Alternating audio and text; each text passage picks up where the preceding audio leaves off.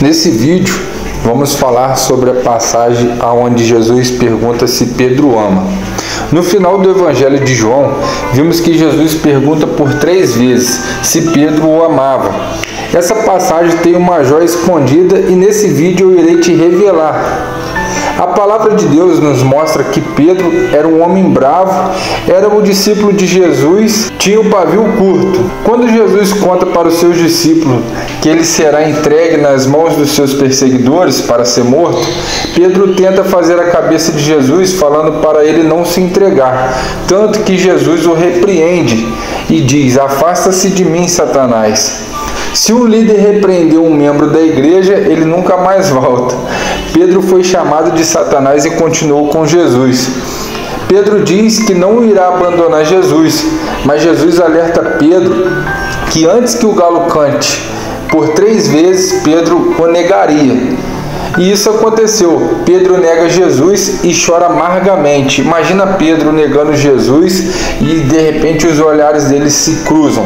O cara se lembra da profecia e chora amargamente. Mas depois que Jesus ressuscitou, Pedro está pescando com os outros discípulos no barco e Jesus aparece na praia. Pedro vai correndo até o seu encontro, eles colocam um peixe na fogueira e Jesus pergunta: "Pedro, tu me amas?"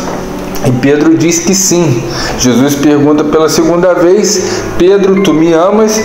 Pedro diz que sim. E na terceira vez, Jesus pergunta: "Pedro, tu me amas?" E ele se entristece e diz que sim. Mas no original do grego, diz que Jesus, quando pergunta se Pedro ama, Jesus pergunta assim, "Pedro, tu me ágapes?", que significa amor incondicional, amor de se entregar. E a resposta de Pedro foi: "Jesus, eu te filéu", que significa eu gosto de você. Em outras palavras, Jesus está perguntando: "Pedro, você me ama ao ponto de se entregar por mim?"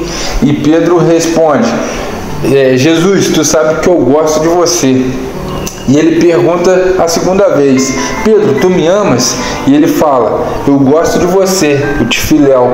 Na terceira vez, Jesus muda a pergunta e ele fala: "Pedro, tu me filéu? Pedro, você gosta de mim?"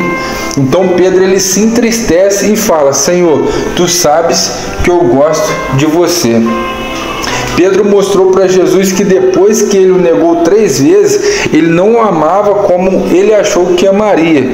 Mas Jesus diz que chegará um tempo onde Pedro vai o amar tanto ao ponto de entregar a sua própria vida. E foi o que aconteceu.